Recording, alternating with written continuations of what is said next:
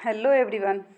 Logical study classes में आप सभी का स्वागत है। और हम आर एस अग्रवाल के सीरीज को अभी शुरुआत किए हैं और इसके पहले हमने 5 भाग को देख लिया है और ये छठा भाग है और हम अभी फ़िलहाल परसेंटेज चैप्टर को देख रहे हैं। तो कल हमने जहाँ एंड किया था उसके बाद से शुरुआत करेंगे। तो कल हमने अगर बुक में देखे तो 82 तक किए था, 82 नंबर तक हम लोग कर लिए हैं और आज 83 नंबर से बनाएंगे। तो इसके पहले जो भी ये नहीं देखा है तो प्लीज़ वो वीडियो देख लीजिएगा और उसके बाद आप लोग को अगर वीडियो अच्छा लगेगा तो लाइक कमेंट कर दीजिएगा, ठीक है। चलिए आगे क्वेश्चन हम देखते हैं। आज फर्स्ट क्वेश्चन है हमारा कि खाद्य तेलों में 25% की वृद्धि होने पर एक गृहिणी को अपने तेल की खपत में कितने % कमी करनी होगी, ठीक है, कमी करनी होगी जिससे कि इस मद पर खर्च न बढ़े। तो इस टाइप का हम लोग क्वेश्चन बना चुके हैं, ठीक है। तो ये आसानी से आप लोग से बन जाएगा। आई होप कि बना लिए होंगे आप लोग, ठीक है। चलिए हम बना देते हैं। मान लीजिए कि 25% की वृद्धि हो गई है, तेल खरीद रही है गृहिणी। तो पहले जब वो तेल मान लीजिए खरीदती थी, पहले तेल खरीदती थी तो 100 रुपये रेट था, ठीक है। और उसके बाद जब 25% की वृद्धि हुई तो 100 पे 25% की वृद्धि मतलब 25 रुपया। तो अब कितना हो गया है, अब उसका रेट हो गया है 125 रुपया। तो उसको क्या करना है कि 100 रुपये में ही खरीदना है, ठीक है। तो 100 रुपये में खरीदने के लिए उसको कितना % कम करना पड़ेगा, ठीक है, अपना खपत कम करना पड़ेगा। पहले 100 रुपये में खरीदी थी 25, तो कितना एक्स्ट्रा हो रहा है 25 रुपया। 25 रुपये एक्स्ट्रा हो रहा है किस पे उसको कम करना है 125 पे, यानी अभी जो रेट चल रहा है उस पर उसको 25 कम करना है। तो अब उसके बाद परसेंटेज निकालने के लिए क्या करते हैं 100 से गुना कर देते हैं, ठीक है। तो ये निकाल लीजिए 25 25 125 अब 5 से कटेगा तो 20, यानी कि 20% उसको कमी करनी होगी। यही हमारा आंसर हो जाएगा, ठीक है। समझ में आया? चलिए आगे। चलिए नेक्स्ट क्वेश्चन बनाइए, इसको बनाइए। चलिए बनाते हैं। सेब के मूल्य में 25% कमी होने पर एक ग्राहक को 240 रुपये में 2 किलोग्राम अधिक सेब मिलता है। घटे मूल्य प्रति किलोग्राम क्या है, ठीक है। चलिए हम बनाते हैं। कह रहा है कि सेब के मूल्य 25% कमी होने के कारण, अच्छा मान लीजिए कि सेब का जो पहले मूल्य था, पहले हम इसमें हम x मान लेंगे क्योंकि 100 पे थोड़ा कैलकुलेशन बढ़ जाएगा इसमें। तो पहले हम x मान लेंगे, पहले x था और अब जो है अब उसका रेट हो गया है 25% कम हो गया है, यानी कि 1 से 25% कम का मतलब क्या हो 75/100। 75/100 को हम 3/4 लिखते हैं डायरेक्ट। 75/100 देखिए काटिएगा, 75/100 है तो काटिएगा तो 25 से काटिए, 25 3 75, 25 चौका 100, इसलिए हम डायरेक्टली 3/4 लिख लिए हैं, ठीक है। चलिए इसको मिटा देते हैं।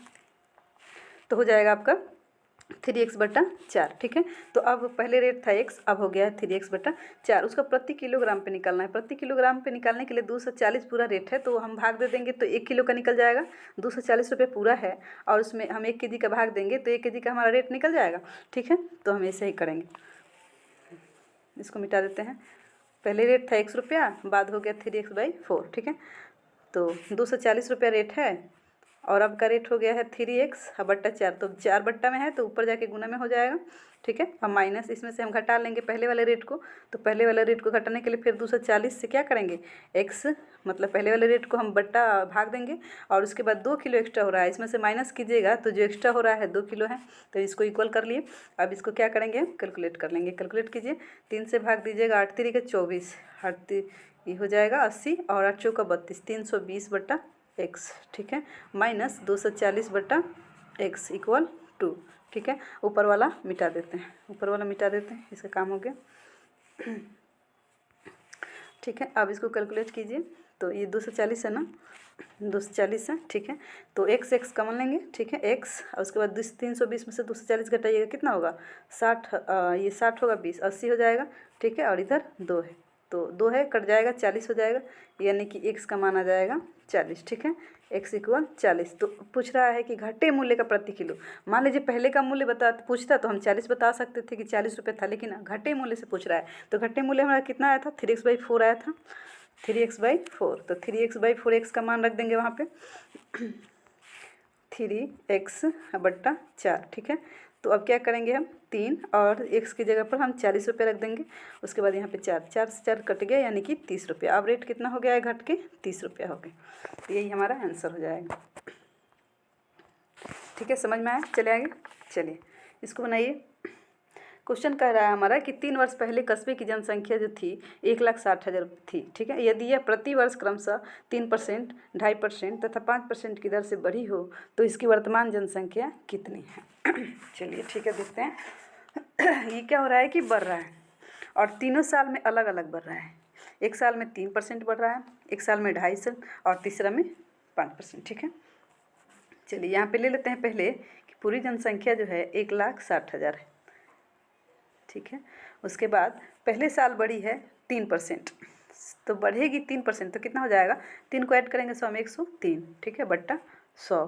फिर दूसरे साल में बढ़ी है 2.5%, 2.5% बढ़ी है तो 102.5 बट्टा 100 हो जाएगा। ठीक है, तो ये पॉइंट जो है नीचे आके एक और जीरो बढ़ा देगा तो हो जाएगा, ये पॉइंट यहाँ से हट जाएगा। ठीक है, उसके बाद 5% बढ़ी है, तो 5% बढ़ी है तो फिर कितना हो जाएगा, 105, 105 बट्टा 100। अब इसको हम कैलकुलेट कर लेंगे। काटिए, 2 शून्य से 2 शून्य कट गया ये, और उसके बाद ये 2 शून्य से ये 2 शून्य कट गया। ठीक है, और ये कितना जाएगा, 5 दूनी 10 और 5 25, 200, 5 चौका 1, 41 बट्टा 40। ठीक है, 41 बट्टा 40 हो जाएगा। तो और उसके बाद फिर इसके बाद और कैलकुलेट कीजिए, 41 बाई 103 है, और यहाँ पे 21 से 8 पचे 40, और ये हो जाएगा 21, और फिर ये 2 से जाएगा तो पूरा काटिएगा तो कितना हो जाएगा, 2 गुना 103 41, 2 गुना 103 गुना 41 गुना 21। ठीक है, अब इसको हम गुना करेंगे, इसको मिटा देते हैं क्योंकि यही हमारा आंसर होगा। गुना करेंगे जो आंसर आ जाएगा। चलिए, तो इसको गुना कीजिए, तो 2 से गुना करेंगे तो कितना हो जाएगा, 206 हो जाएगा, ये 206। फिर है, फिर 41 में और 21 में गुना कर लीजिए। सिंपली इसको गुना करने के लिए हम क्या करेंगे, 20 और 1 से गुना कर देंगे। ठीक है, 20 और 1 से गुना कीजिए, ये 21 ही है ना, हाँ ठीक है, तो ये 20 हो जाएगा और ये 1 हो जाएगा। ठीक है, और उसके बाद 41 गुना, तो गुना कीजिए तो ये हो जाएगा 2 8 820, और उसके बाद फिर 41 ऐड कीजिएगा तो 1 6 और 8 यानी कि 861। ठीक है, 861 आ गया। इसको मिटा देते हैं, इसको मिटा दें। ठीक है, 861 हो गया। अब 2 से 6 में 861 को गुना करने के लिए क्या करेंगे, पहले क्या कीजिए कि 200 और प्लस 6 दोनों को हम अलग अलग कर देंगे। पहले क्या कीजिए कि 200 से हम इसमें गुना कर लेंगे, फिर 6 से गुना करके दोनों को ऐड कर देंगे। तो 200 से इसमें गुना कीजिएगा तो 00, 6 दूना 12, 172, 2 और 00। ठीक है, ये आ रहा। फिर 6 से गुना कीजिए 6 और इसको ऐड कर देंगे 6 36, 6 6 36 और 3 8 8 6 48 51। ठीक है, तो इसको अब हम ऐड कर देंगे। ऐड कीजिएगा तो कितना आ जाएगा, 6 6 3 7 7 1, यही हमारा आंसर हो जाएगा। ठीक है, ये हमारा आंसर हो जाएगा, यानी कि हमारी जनसंख्या कितनी हो जाएगी, इतनी हो जाएगी, 1,77,366। चलिए चले आगे, चलिए बनाइए 4 नंबर क्वेश्चन बनाइए। क्वेश्चन कह रहा है कि एक मकान का मूल्य जो है 5 लाख है तथा इसके मूल्य में 10% प्रति वर्ष कमी आती है, कितने वर्ष में इसका मूल्य जो है 3,64,500 रुपये हो जाएगा। ठीक है, देखिए ये हम आराम से, ये चक्रवृद्धि ब्याज और साधारण ब्याज जो चलता है ना, तो इसमें इस टाइप का क्वेश्चन बहुत आता है, तो उसी का क्वेश्चन है लगभग। परसेंटेज में, परसेंटेज आप पढ़ लीजिएगा ना तो सारे क्वेश्चन लगभग ये होते हैं, सारे में आते हैं लगभग परसेंटेज। तो ये समझिए एक तरह का साधारण ब्याज में क्वेश्चन है, बस यहाँ पे मूल्य कर देता है और जैसे हाँ इससे वही क्वेश्चन है। ठीक है, तो इसको हम क्या करेंगे पहले कि ये हमारा 5 लाख है, 1 2 3 4 5। ठीक है, 5 लाख है, और इसके बाद क्या करना है कि समय निकालना है। ठीक है, इसमें समय निकालना है, इसमें दर दे दिया है मतलब परसेंटेज दे दिया है, और उसके बाद जो निकल के आ रहा है हमारा, जो हम लोग निकालते थे तो वो निकल के आ गया है। तो हम क्या करेंगे, समय निकालने के लिए 1 माइनस कमी हो रही है। ठीक है, कमी हो रही है तो 10/100, और उसके बाद कितने वर्ष में निकल रही है हमको समय पता नहीं है तो x मान लेंगे, और इक्वल आपका टोटल आ रहा है 3,64,500। ठीक है, तो इसको हम यहाँ पे लिख लेते हैं।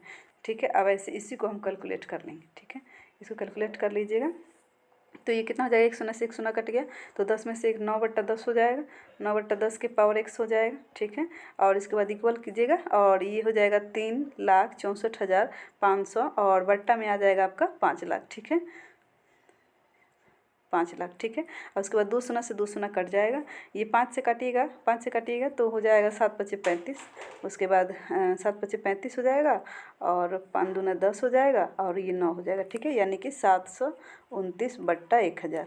729/1000। अब देखिए, अब हम क्या करेंगे कि अब इसको क्यू या स्क्वायर कुछ करेंगे, ठीक है, तब जाके हमारा ये 9 और 10 के बराबर में हमको करना है, ठीक है। 9/10 हमको यहाँ लाना है, तब जाके हमारा आंसर आ जाएगा, क्योंकि अब जब बराबर करेंगे तो आराम से इसको हम काट सकते हैं। तो इसको ऊपर वाला मिटा देते हैं। चलिए, यहाँ पे हो जाएगा 9/10 की पावर x, ठीक है। अब 729 किसका क्यू हो सकता है? ये 9 का क्यू है, ठीक है, और ये 1010 का क्यू है। तो क्यू है तो इस ऊपर लिख देंगे 3, ठीक है, और ये 9/10 क्या हो जाएगा? कट जाएगा, तो यानी कि हो जाएगा x इक्वल 3। इसका मतलब आपका 3 वर्ष का समय लगेगा, ठीक है। 3 वर्ष हमारा आंसर हो जाएगा। चलिए आगे चलें, इसको बनाइए। ये आपका एवरेज का क्वेश्चन है, ठीक है, एवरेज का लगभग। परसेंटेज चैप्टर एक ऐसा चैप्टर है कि वो सारे चैप्टर में घुसा हुआ होता है, ठीक है। तो आप अगर परसेंटेज, अगर किसी भी आप चैप्टर बनाना चाहते हैं, मैथ का कोई भी चैप्टर बनाना चाहते हैं, सबसे पहले आपको परसेंटेज क्लियर करना होता है, क्योंकि लगभग सारे क्वेश्चन जो है ना इर्द गिर्द होते हैं, परसेंटेज के सारे इर्द गिर्द होते हैं, लगभग उसी से मिले जुले होते हैं, इसीलिए इसको क्लियर करना बहुत ज़्यादा जरूरी है। देखिए, ये एवरेज का क्वेश्चन, इसके पहले जो हम लोग बनाए थे वो चक्रवृद्धि ब्याज का क्वेश्चन था, साधारण ब्याज का क्वेश्चन था, ठीक है। चलिए इसको हम बनाते हैं। तो क्वेश्चन में कह रहा है हमारा कि कक्षा 10 में किसी विद्यालय में 3 विभाग A, B, C है, जिनमें क्रमशः 25, 40 तथा 35 छात्र हैं। विभाग A के औसत प्राप्तांक 70% है, विभाग B के हैं 65% तथा C के हैं 50%। तो पूरी कक्षा 10 का औसत प्राप्तांक कितना है, ठीक है। तो चलिए मान लीजिए ये A है, ये B है और ये C है, ठीक है। ABC है, इसमें 25 स्टूडेंट हैं, इसमें 40 स्टूडेंट है और इसमें 35 स्टूडेंट है, ठीक है। उसके बाद कह रहा है कि औसत प्राप्तांक जो है 70% है। तो 70% है तो 25%, जो 25 बच्चे हैं, अगर हम 70 से गुना कर देते हैं तो लगभग टोटल का हमको औसत निकल जाएगा, ठीक है, 2500 का निकल जाएगा। औसत प्राप्तांक 70 कह रहा है तो हम 25 से अगर गुना कर देते हैं तो टोटल का यहाँ पे लिख देते हैं 70%, और B में है 65% और C में है 50%। तो अगर हम गुना कर दें तो टोटल का निकल जाएगा, ये टोटल हो जाएगा, फिर ये टोटल हो जाएगा, B का टोटल हो जाएगा, फिर A का टोटल हो जाएगा। तो इसको क्या करेंगे, हम पहले गुना कर लेंगे, ठीक है। टोटल का निकालने के लिए टोटल एवरेज कितना है? 25 × 70, 25 × 70 प्लस ऐड कीजिए, यहाँ पे अटेगा नहीं मुझे लगता है, तो यहाँ समझ में आ गया है आप लोग को, तो मिटा देते हैं, आराम से यहाँ से लिखेंगे, ठीक है। 25 × 70, इसको ऐड कर लेंगे, टोटल निकालना है। उसके बाद फिर 40 × 65, ठीक है, ये हो गया B का टोटल। और उसके बाद हो जाएगा कितना है? 35 × 50, ये टोटल C का हो गया, ठीक है। A + B + C, ठीक है, तीनों का हो गया। अब तीनों का क्या करना है हमको, और एवरेज तीनों का निकालना है, ठीक है, तीनों का एवरेज। तो तीनों हम बच्चों का क्या करेंगे, तीनों बच्चों को ऐड कर लेंगे। तीनों बच्चे ऐड होंगे तो कितना हो जाएगा? 25, 35, 70, 60 हो जाएगा, 100 हो जाएगा, ठीक है, 100 हो जाएगा। सब बच्चे टोटल 100 बच्चे। अब आराम से इसको कैलकुलेट कर लेंगे। 25 70 कितना हो जाएगा? 7 बच्चे 35, 17, ठीक है, प्लस उसके बाद इसको गुना कीजिए तो कितना हो जाएगा? 2600, ठीक है, 2600 और प्लस फिर ये 1750 होगा, बट्टा में 100 हो जाएगा, ठीक है। अब इसके बाद इसको ऐड कीजिए, ऊपर वाला मिटा देते हैं, ऊपर वाला मिटा दीजिए।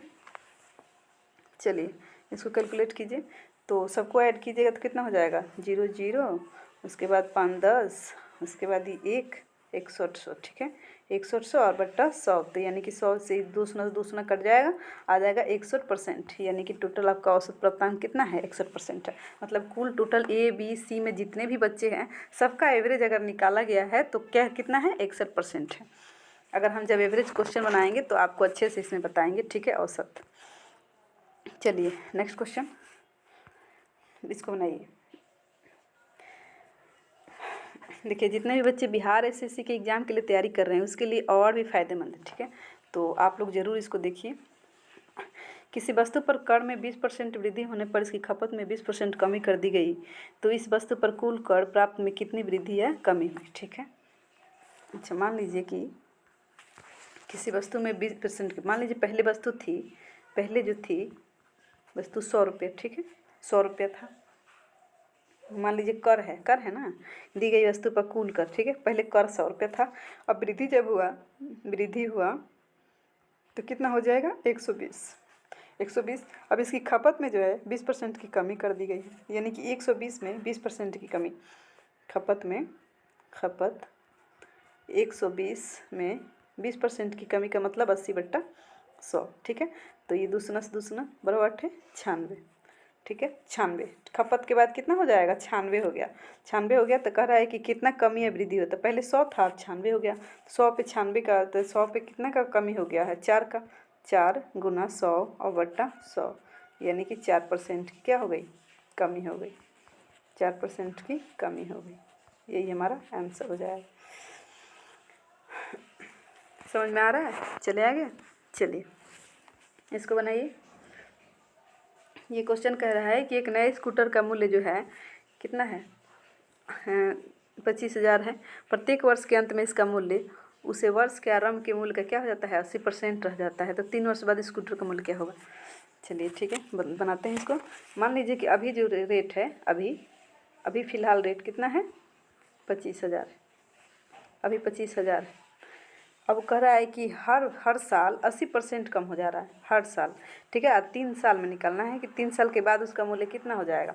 तो चलिए 1 साल का निकाल लेते हैं। तो 1 साल में कितना 80% कम कीजिए, कितना हो जाएगा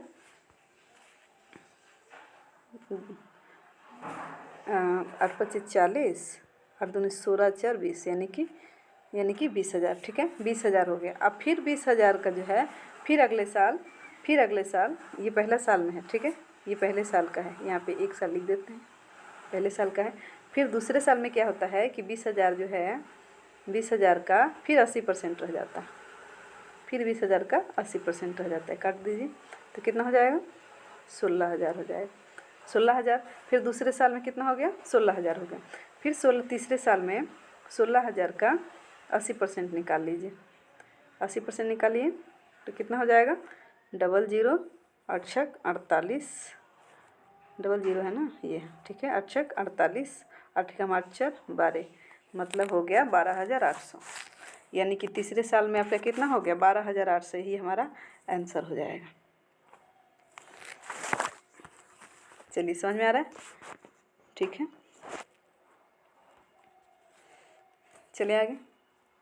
चलिए नेक्स्ट क्वेश्चन बनाते हैं। इसको बनाइए। कह रहा है एक मशीन का जो मूल्य है 10% वार्षिक दर से घटता है। यह 3 वर्ष पहले खरीदी गई थी। यदि इसका वर्तमान मूल्य इतना है तो इसका क्रय मूल्य कितना है। ये क्वेश्चन हम बना चुके हैं। इसके पहले बहुत सारा इस टाइप का क्वेश्चन बनाए हैं, तो आई होप कि आप लोग बना चुके हैं। ठीक है, तो चलिए हम बना देते हैं फिर भी। चलिए क्वेश्चन कह रहा है कि एक मशीन का मूल्य जो है 10% वार्षिक दर से घट रहा है। ये 3 वर्ष पहले खरीदी गई थी। यदि इसका वर्तमान मूल्य इतना है, हम पहले आपसे बताए थे कि पीछे अगर जाना हो, वर्तमान मूल्य इतना दिया है और पीछे जाने के लिए क्या करेंगे पलट देंगे। हम आगे जाने के लिए क्या करते हैं, ये बढ़ा के और गुना करते चले जाते थे, अब भाग दे देंगे। ठीक है, तो 10% कम करना है। 10% कम करने का मतलब क्या होता है 10/9, 10/9 लिखेंगे, गुना 10/9। 3 साल का है ना, तो 3 बार करेंगे 10/9। ठीक है, अब 9 से काटिए, 9 से काटिएगा तो हो जाएगा 9 81। ठीक है, 81। और यहाँ पे बच गया 6, तो 6 बच गया, तो 7 बार में जाएगा, फिर 2 0। ठीक है, फिर एक बार 9 से काटिए, 9 एकम 9, 9 अट्ठे 72, 110 180, फिर से 9 टोटल से 120। ठीक है, 120 हो गया, 120 लिखिए। उसके बाद ये डबल 3 0 बच गया, 3 0 लगा दीजिए। तो ये हमारा आंसर हो जाएगा 1,20,000। ठीक है, यानी कि इसका क्रय मूल्य कितना था 1,20,000 था। यही हमारा आंसर हो गया। ये तो बहुत ही ईजी क्वेश्चन अब लग रहा होगा आपको। ठीक है, चलिए आगे। चलिए इसको बनाइए। ये भी सेम वही क्वेश्चन है, सेम वैसे ही बनाना है इसको भी। ठीक है, चलिए कह रहा है कि एक मशीन का जो क्रय मूल्य है 2 लाख है। यदि इसका 10% वार्षिक दर से अवमूल्यन हो रहा है, मतलब घट रहा है 10%। ठीक है, तो 3 वर्ष बाद इसका मूल्य कितना होगा। ठीक है, तो 2 लाख है, 2 लाख है, और अवमूल्यन 10% का हो रहा है। अवमूल्यन 10% का मतलब 9/10 हो जाएगा, 9/10। अब 3 साल करना है, तो 9/10 3 साल कर दीजिए, 9/10। उसके बाद आराम से क्या करना है, आगे बताना है, आगे का बताना है। ठीक है, तो आगे का बताना है तो 9/10 करेंगे। अगर पीछे का बताना होता तो हम 10/9 कर देते। ठीक है, चलिए 3 शून्य से 3 शून्य कट जाएगा। अब इसके बाद आराम से ये 20 हो गया, और उसके बाद 9 का क्यूब कितना होता है 729, 729 में गुना कर दीजिए, 0 9 दूना 18 दूना 4 1 5 7 दूना 14, यानी कि ये हमारा आंसर हो जाएगा कितना होगा 14,580 रुपया, यही हमारा आंसर हो जाएगा 14,580 रुपया। चलिए नेक्स्ट क्वेश्चन देखते हैं। चलिए इसको बनाइए, ये बहुत अच्छा क्वेश्चन है, इसको बनाइए। ये चलिए बना लिए आप लोग, आई होप कि बना लिए होंगे।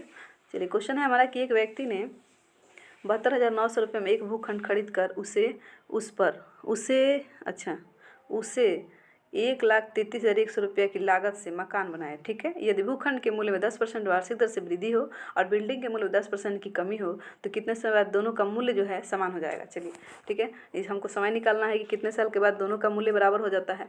तो मान लीजिए कि एक आदमी है, वो खरीद लिया ज़मीन 72,900 में, 72,900 में ज़मीन खरीदा और उस ज़मीन पे क्या किया है कि 1,33,100 रुपये का घर बना लिया।